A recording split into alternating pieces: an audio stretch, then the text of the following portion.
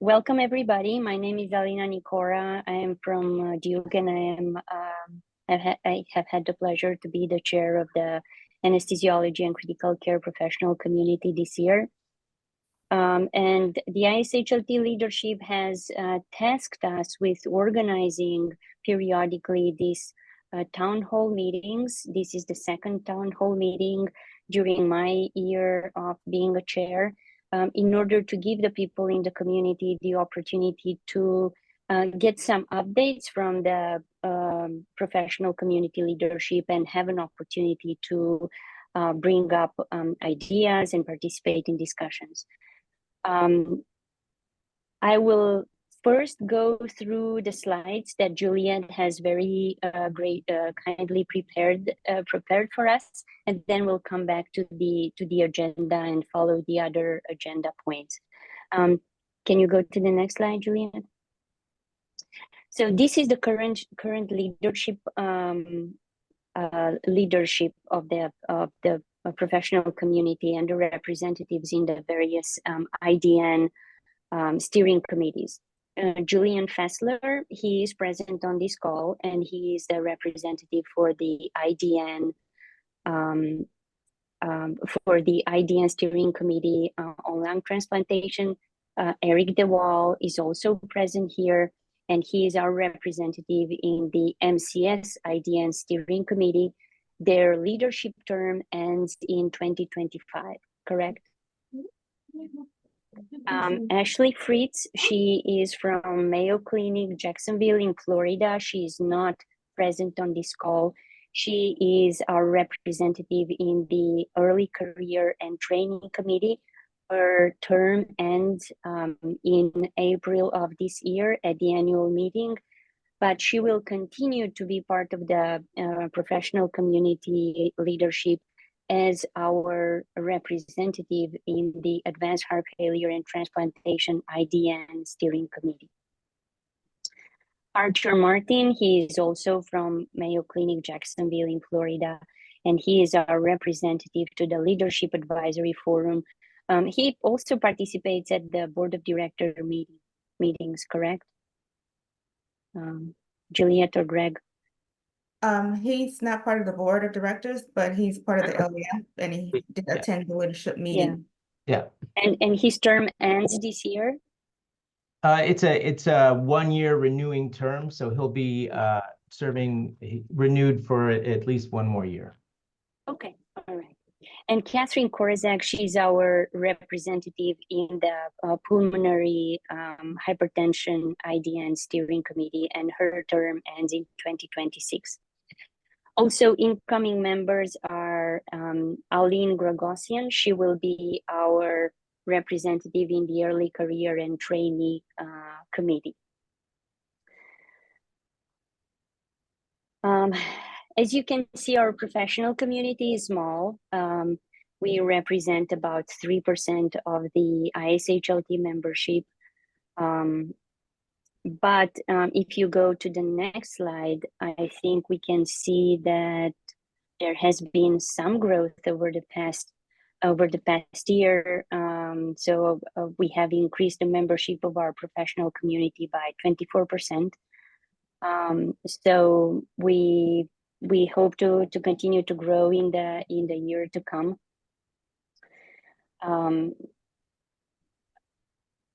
I'm not entirely sure what this slide is, Juliet or Greg. Maybe you can. Yeah.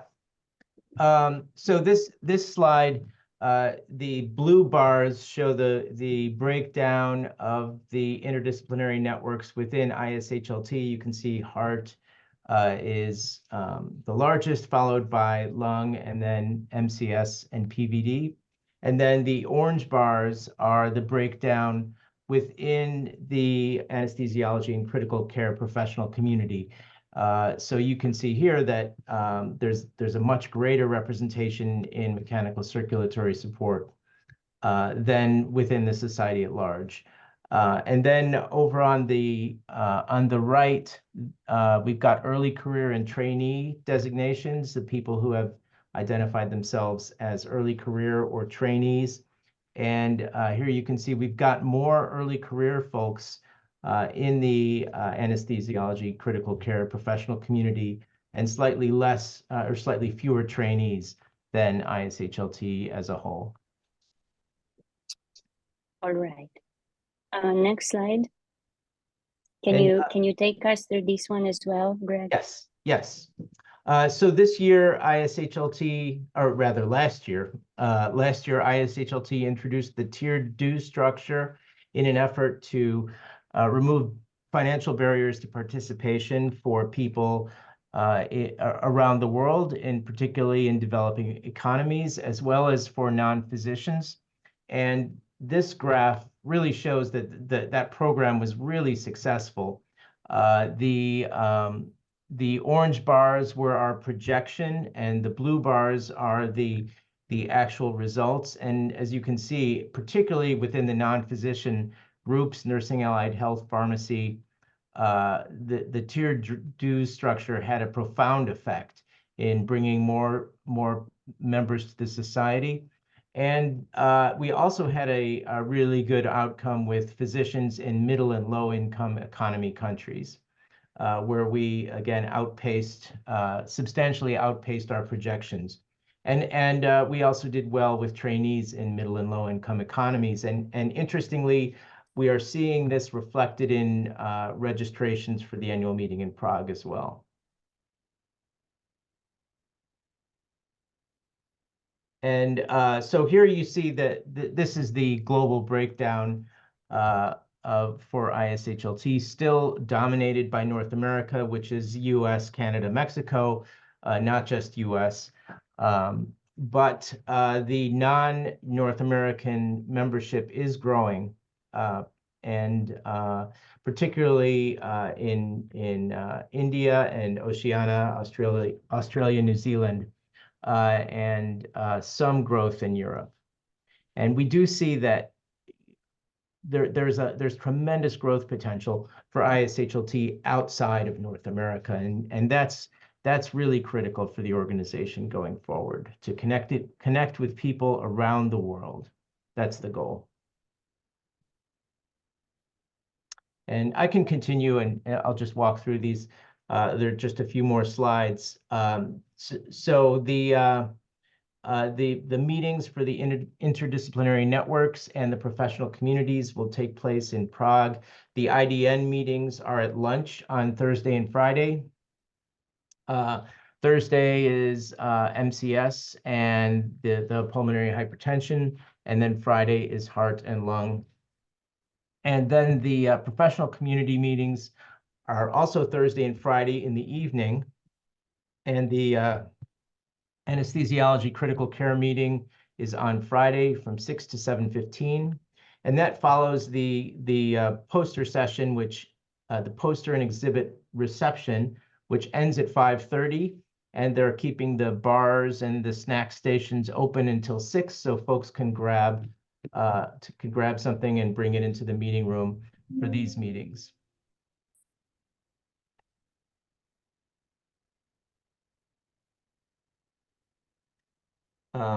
So Yeah. you can take it from here. Well, I think this highlights the webinars that have been organized over the past year by ISHLT. We have had one webinar. It was on topics related to heart transplantation, and as you can see, it was pretty well attended in terms of live attendance, in terms of YouTube views, and the total registration count. So that was, I think that was a well-received event. Yeah, if I could just add, for a community within that is 3% of the ISHLT members, to have 200% of the number of registrations, double the next highest group, is just outstanding. I mean, this group really, with the webinars, with the engagement and the participation, this group, as Winston Churchill said, is punching far above its weight. Thank you, Greg. I was wondering if that if you could see any membership growth from anesthesiologists. I mean, I know that we have seen increasing number of the professional community itself, but I don't think that necessarily translates into new members, ISHLT members. I don't know if you have access to those numbers, but maybe for a future meeting, maybe for April. Yeah, definitely. We'll bring those statistics to Prague for the meeting there. I do believe that that this community is growing and growing more than, and as a percentage, more than any of the other professional communities. And I think that there are two reasons for that. Well, three reasons. First is the energy of the leaders of this group, and you're just making things happen and talking to people and bringing interesting topics forward. And then the collaboration with other societies and organizations, I think that really helps to bring other people in. And so we're going to continue to encourage those kinds of collaborations going forward. And I'll be honest, the goal is not to have people become members, but to have people become engaged.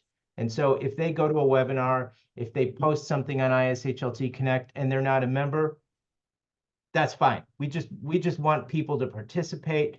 I know this is heresy, but we just want them to participate and to be engaged and to be part of the community. And for some folks, you know, a full membership may not make sense, but they will stop in and stop out and add richness to ISHLT throughout the year. And that's just fine too.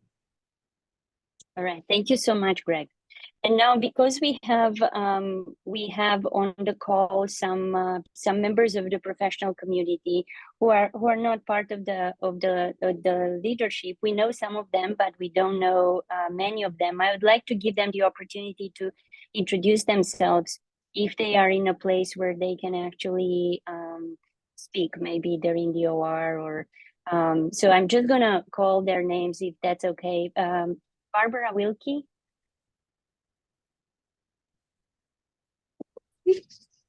Hi, I'm Barbara. Can't use the camera. I'm an anesthesiologist at the University of Colorado. Nice to meet you. Nice to see you again. Sia Sati.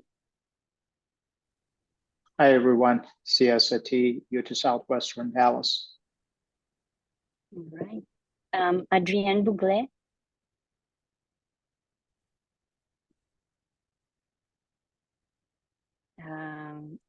Jaromir Viter. Hi, everyone. Jaromir Viter from Prague. Oh, all right. Fabulous.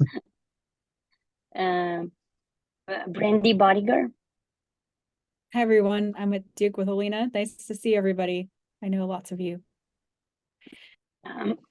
Alessandra Verzoloni, and I apologize if I mispronounced the last names. Hi, hello everyone. Sorry, I don't have the camera access. Sorry, I'm Alessandra from Harefield Hospital, London. Hello everyone. Hi, and Sri Cheruku. Brandy and I know Sri. He was a fellow at Duke. But if you can introduce yourself. Hey, Alina, it's good to see you again and good to see all of you guys. My name is Sri. I'm a cardiac anesthesiologist and intensivist at UT Southwestern in Dallas, and I work with Sia Sati, who kind of got me involved with ISHLT. It's great to be part of this group, and I hope I can be more engaged. Wonderful. Great, thank you so much. One point of discussion that I would like to jump to. Can we go back to the agenda slide, Juliet, if you can, or maybe I can share them if that's okay.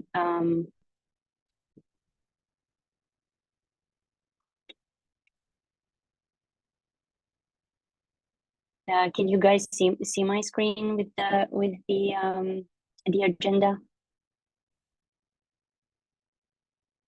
Yes. Yes. Yeah. All right, cool.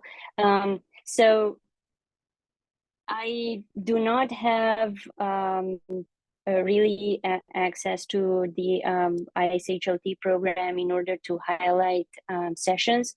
I know that some of the people on the call have actually participate as moderators or presenters. I can tell you what I am part of the program at ISHLT. Submitted an abstract and has been accepted as an oral presentation. So that session is it's going to take place on a Saturday early morning.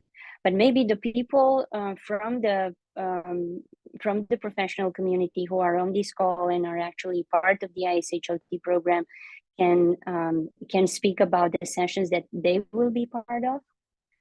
I know that Brandy is moderating the session.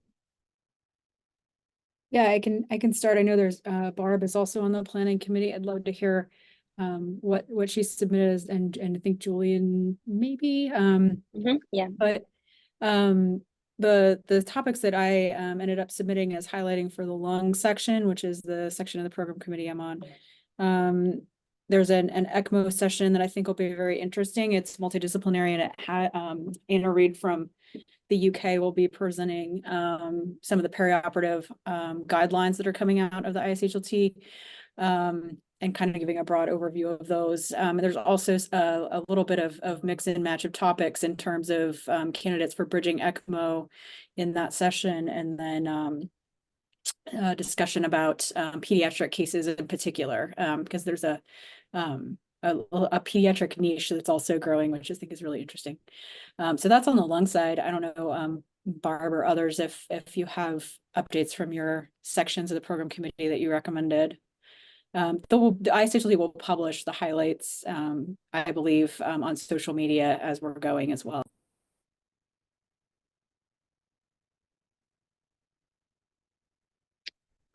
I don't think Barbara is on the call anymore. Julian, are you part of the are you a speaker or a moderator in any sessions in ISHLT? Yes, I'm a speaker in a session, but it's a session for early career. It's about developing on how the title of the session is I want to work in transplantation, positioning for a successful clinical and research career. So yeah, it's quite challenging, but very interesting. I'll try to develop my point of view because it's very personal on how to succeed and how to make a wonderful life in the world of lung transplantation and organ transplantation. It's very exciting. Eric, are you part of the program? Yes, I'm part of the program. I am a moderator of an oral session on Friday morning, and it deals about mechanical circulatory support. And I cannot find the real names and the titles of this session, but it's on Friday morning from let's have a look, from 10 till 11:15. That's one. And then I have a resident in training from Leiden who gives a presentation about all kind of definitions of vasoplegia, which is quite interesting. And this is a poster session on, I think, Wednesday afternoon. And that's at 6 o'clock in the poster hall. And well, I'm involved in a session about the reconsideration of the international consensus definition of primary graft dysfunction. That's a session on Tuesday, whole day, with all colleagues, with John Kowashigawa and others, about primary graft dysfunction, the rescheduling the definition, the predictors, treatment, etc., etc. So that's what I'm doing in Prague at that moment. But unfortunately, I leave on Friday evening, so I cannot join the anesthesiology interdisciplinary network. So that's a pity, but yeah, I have to leave because in the weekend I have other duties to do. All right. If anybody else knows of any other sessions that should be highlighted, please speak up. I don't know if anybody else is involved in the program in any way. Elena, I just have a suggestion, because I think maybe since the meeting is in Prague, the collective presence of the anesthesia critical care might be less than perhaps a North American conference and meeting. So I would suggest that most of our members, they have a relatively good outreach in social media. So I think it's nice to have highlighting the presence of our or speak or moderate session that is moderated by the members of our anesthesia critical care. And we have a collective presence during their sessions, and highlighting those sessions in our social media as an effort, collective effort to show and to showcase the presence of our members. We're coming from a different institution.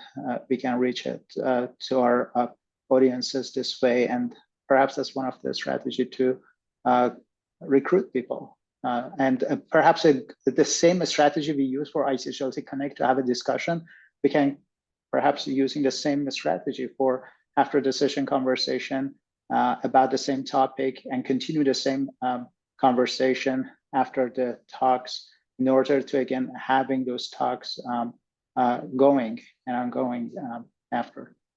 Just a suggestion. Yeah, sounds good. Yeah, thank you so much. Thanks.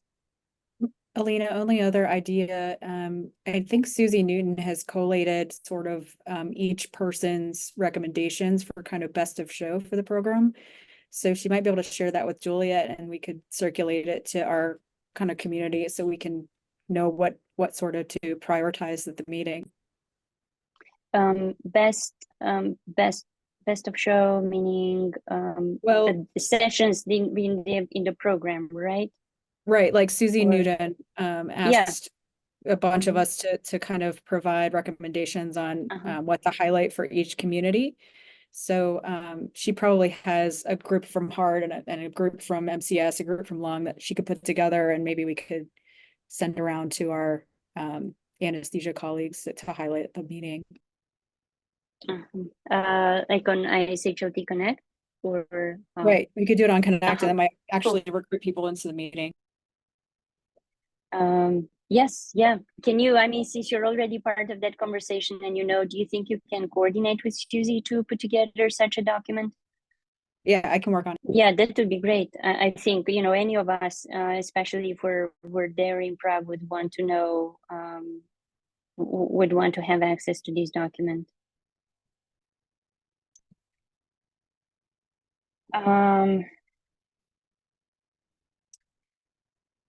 I'm gonna move on if to the other points of the agenda, unless anybody else has some announcements to make regarding the annual meeting in April. There are certain issues that we have to start. Well, they're not issues, but they're things that we have to start planning for. I don't know when the proposals for the next annual the 2025 annual meeting will open. Greg, do you know about what time of the year does that happen? It will open almost immediately after we get back from Prague. I believe, Joanne, do you have that? I think it opens in either late May or at the beginning of June. I've heard May for sure is when it's going to be.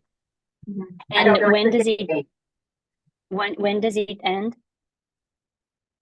Let me get that information. Anyway, it's a great way to get involved in ISHLT. It's how I actually got involved in ISHLT, by submitting a session. Anybody can submit sessions, and they will be taken under consideration for the annual meeting. Regarding standards and guidelines documents, And Greg and Juliet, please jump in if you can with information. I am not aware of any documents that have been proposed by our professional community that are actually under early development. Correct? That's correct. But it seems that there will be, because last year there was a request for our professional community to put together a list of documents that we think are important, and we actually submitted that. Will that request be made again this year? That process will take place next year. We do the identification of needs process every other year. And of course, anybody can submit an application at any time, an individual or a professional community or an IDN steering committee, but the formal process is every other year. Okay, all right. Sounds great. Mm-hmm. Regarding webinars, so far, specifically webinars organized by the professional community, we have had two. One on lung transplantation, which was 2022, I think, or early 2023, I don't remember.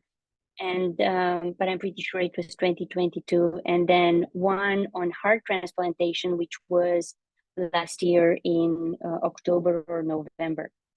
When is our next scheduled webinar? Because I think you already have a schedule for webinars for this year, correct? Greg or Juliet?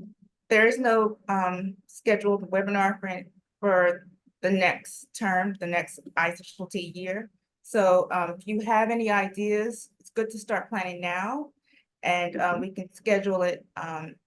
First come, first serve is how I schedule the PC webinars. So if you have any proposals, it's good to start planning now. And if you are ready by after the annual meeting, we can go ahead and have a webinar schedule. And it's the schedule is wide open. You'll be the first to have a date because there's nothing scheduled right now. I see. Obviously, it would be after the annual meeting at this point. We may not want it to be over the summer since people are not available. So, you know, if you have any ideas from the people on the call or from your colleagues, please come forward, write to any of us or write to Juliet, and we can start planning. Any thoughts?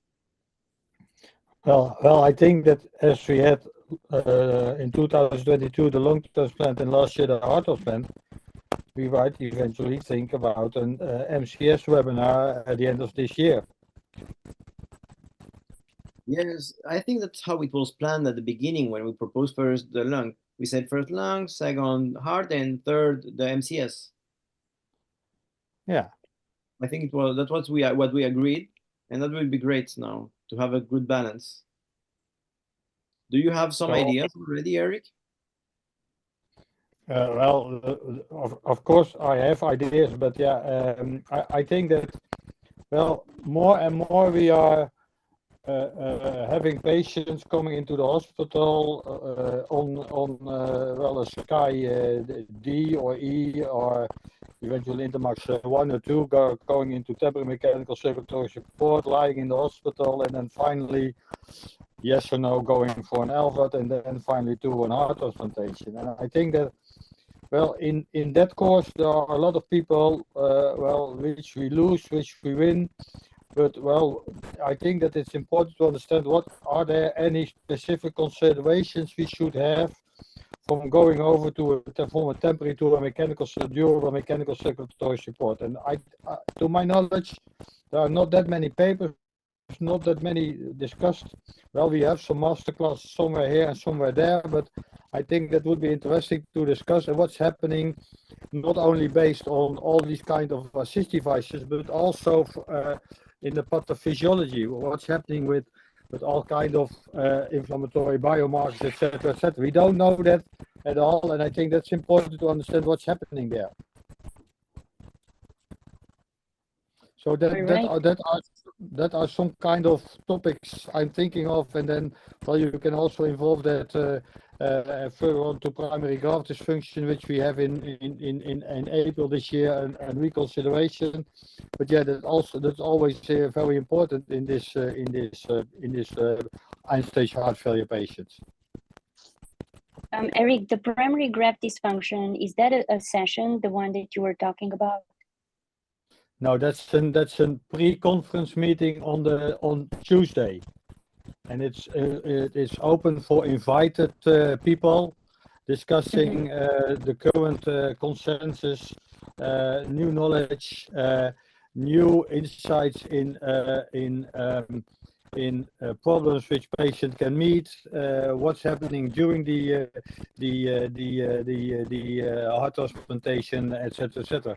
For example, when at the time of 2014, we didn't have DCD heart donation. That's one. Second is, well, at that time, some of our cardiac surgeons did not put in, after that the heart was on the table during the warm ischemia period, another cardioplegia. So, well, that are all new issues which are important in order to find out what's happening. At the time of the 2014 meeting, well, we only knew that, well, there were some preoperative predictors, but at that time, not that many patients were transplanted from a assist device to a heart transplantation. Nowadays, we are more and more transplanting patients from an assist device to a heart transplantation. But all these patients, but the left ventricular assist device in a patient might also be a risk factor for the development of early primary graft dysfunction. So all these factors are now in reconsideration. There's a lot of knowledge, a lot of interest, a lot of, well, inflammatory biomarkers available, laboratory parameters. But what is also very important is that there is also an overlap of all these factors with vasoplegia, preoperative, intraoperative vasoplegia. So I think that intraoperative vasoplegia together with primary graft dysfunction is a severe issue that should be considered in the heart transplantation population. So that's very important to further investigate, and that will be discussed at the Tuesday meeting. Got it. All right. Anyway, so we're going to have to start planning for the next webinar. The other point of discussion is regarding the JHLT open virtual special issue. I have been in communication with the other people in the leadership, Archer, Eric, Julian, so they know a little bit of what's going on. But briefly, we have been invited to submit a virtual special issue in JHLT Open. I have been in communication with Dr. Dirk van Remdonk, and I have put together some information regarding this virtual special issue. It's open access, so generally, as you know, open access journals do have a publication fee. However, because this is a virtual special issue of VSI, that publication fee has actually been waived off. So we have the opportunity to showcase our professional community by putting together such a special issue. As you can see here, hopefully you can see the email that he has sent us. It kind of has to have an overarching, broad topic. It can be, and one of the overarching topics for the issue itself that we have talked about was to be on perioperative imaging. However, because ideally this broad topic was sort of be common to all the IDNs, would cover heart, lung, MCS, and pulmonary hypertension. So perioperative imaging, in a way, it's something that we own. We do intraoperatively. We do in the intensive care unit, so in the immediate perioperative time, and it covers all the IDNs. I do think that having it only on imaging is limiting ourselves in terms of the articles that we can submit. So another idea would be to have it on, perioperative considerations in thoracic transplantation, MCS, and pulmonary hypertension, for example. I know it's very broad, but it would allow us to have a more varied topics in the articles that we submit. So that is one food for thought. For now, I have asked repeatedly in the leadership of the PC for guest editors. For now, I am the guest editor. We can have 2 guest editors. So whoever wants and thinks they can take this task upon themselves are welcome to join. The type of articles can be varied. They can be case reports, they can be review articles, they can be original research, with the caveat that they will be reviewed by outside reviewers, and the ultimate decision whether the article will be published or not still lies with Dr. Van Remdong, with the editor-in-chief. As you can see, the timeline is about 9 months from the time we submit the application for the virtual special issue. So there is a form that we would actually have to, or the guest editor would have to complete, with the number of articles, the topics for articles, with the suggestions for authors. Then invitations would be sent out. So from the time of submitting this application to the time of completion, we have about 9 months. So this is a pretty hard lift for our professional community, but I think it's actually an effort that is that will be well rewarded in the end. So discuss. But Alina, as this is an interdisciplinary task, it's not only from the MCS, but I think that also from the heart transplant, lung transplant, if we do it, perioperative considerations in heart, lung transplant, MCS. You are an anesthesiologist, you are a well-known anesthesiologist, but isn't it better that we find someone from another interdisciplinary network to be one of the guest editors as well? That's my first question. The second question is that I'm a cardiac anesthesiologist as well, but if I would become a guest editor, is there not a conflict of interest in a way that if I submit a specific paper, that they will say, well, yeah, there's a conflict of interest because you're a guest editor, so we cannot accept this paper? So as I said, the request for guest editors, submission of names has been out there for months. So whoever wants to take this on, they're welcome.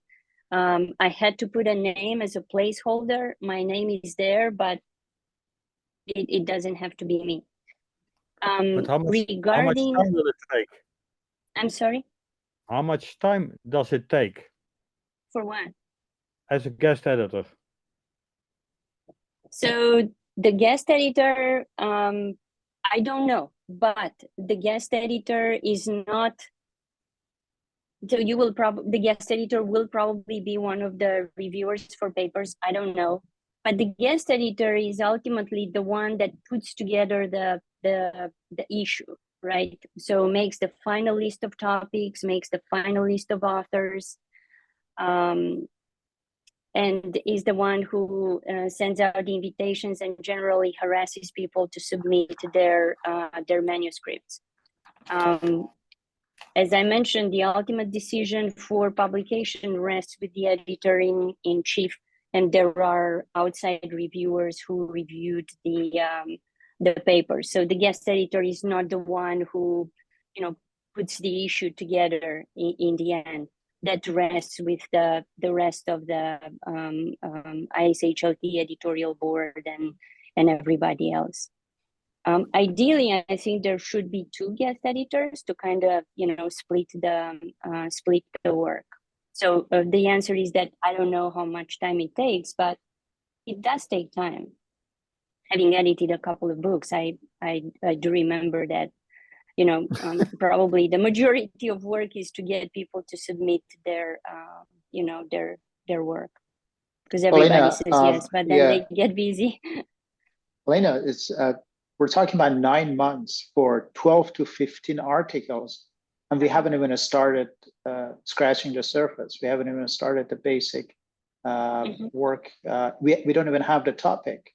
Do you think that's a reasonable time frame? Yeah. Do you think that's a reasonable time frame to accomplish such a big project to successfully deliver with a good quality? So it's 9 months. It's 9 months from submitting the application, and the application, for the application, we need the topics. So it's 9 months from the submission of the application to the submission of the work.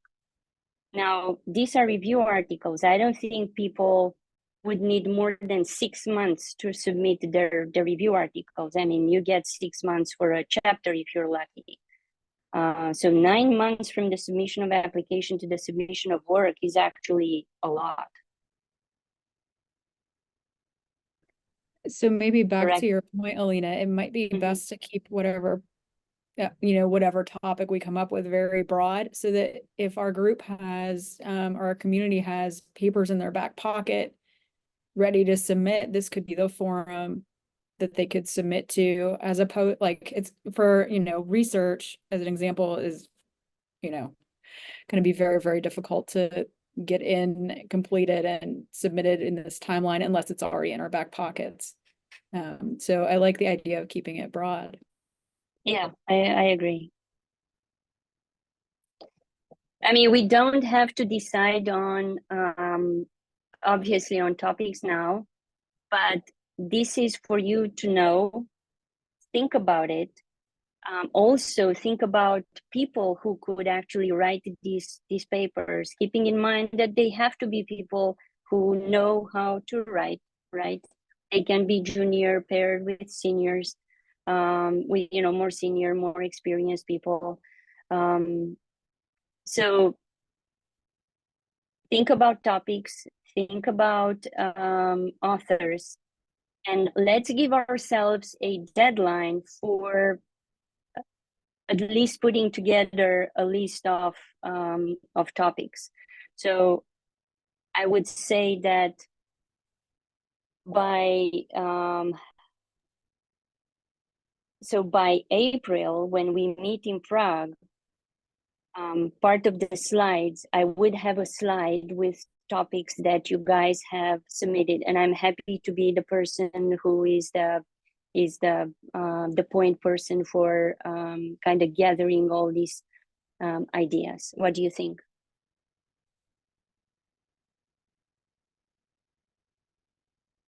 Yeah, I would think that if we can come together and put together an outline of sorts of what we would want a special journal, a special issue to look like, and what content we could put in there, that might help us target who to reach out to, and that would be a good starting point before submitting the proposal. Can you say that again, Brandy?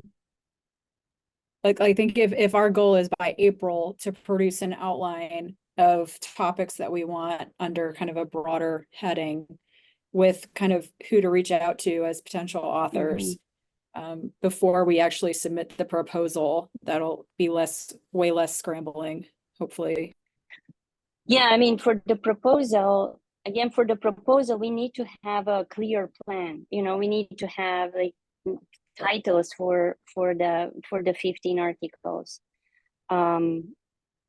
At least for now, if we can decide that we want it to be on a broader topic, then I mean, there could be articles on imaging, but we want it to be on perioperative consideration for thoracic transplantation, mechanical circulatory support, and pulmonary hypertension. Does that sound reasonable? I think so. And I think that if anyone wants to make it less broad than that, simply perioperative management of thoracic organ transplant patients would cover, I would say, a lot of the articles that, you know, like-minded people can submit, because that would include everything from perioperative imaging to postoperative management and management of complications and so on.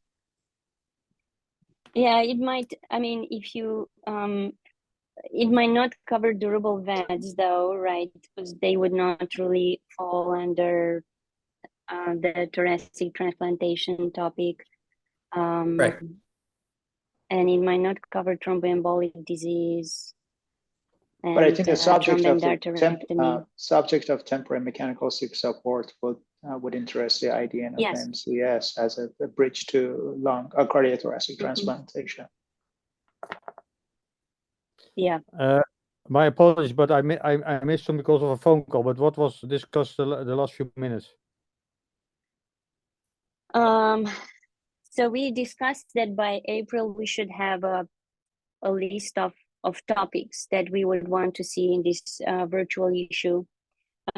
We did, so at least for now, we should decide that we want the broader topic of perioperative management for thoracic transplantation, MCS, and pulmonary hypertension. Since I have been in communication with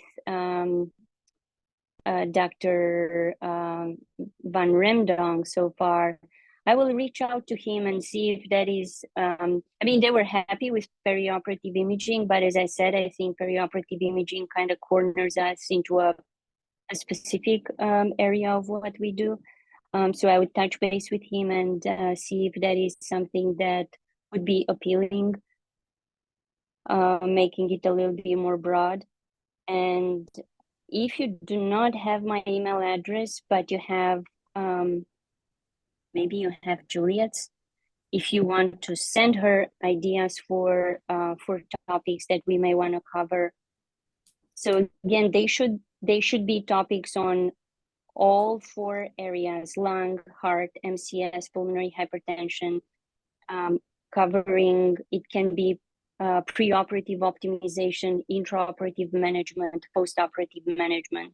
Ideally, we kind of cover the whole continuum of perioperative care.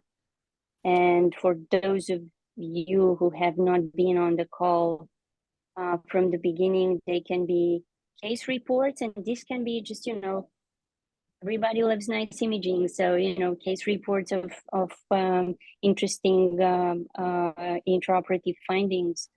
They can be case reports, review articles, or original research, although for original research, it seems like a long time to wait to have it maybe published, right? Because it still goes through a peer review process and a final decision by the editor-in-chief. And I suppose that the guide for authors for the Journal Heart Lung Transplant serves as base for the guide for authors for this open access publication. Can you say that again, Eric? I suppose that the guide for authors for the Journal Heart Lung Transplant serves as base for the guide for authors for the open access journal. I do not know, but I think you're talking about guidelines for submission or author's instructions, right?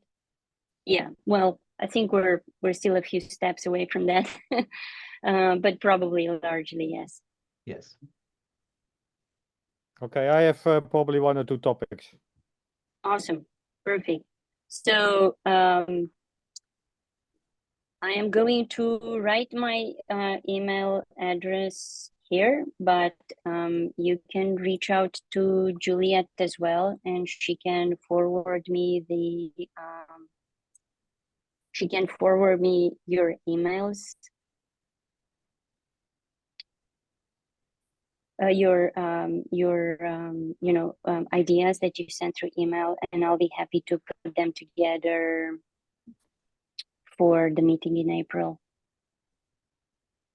Can you forward the email from Jeannie Pittman to us with all those? It has been forwarded to you. I'll Okay, forward it okay. again. Okay, well, thank you very much. My apologies that I Yeah. didn't. No problem. No problem. And I can definitely forward it to the other people on this call as well. Any other thoughts? In terms of idea solicitation, is it okay to share with other societies and things that we may be involved with?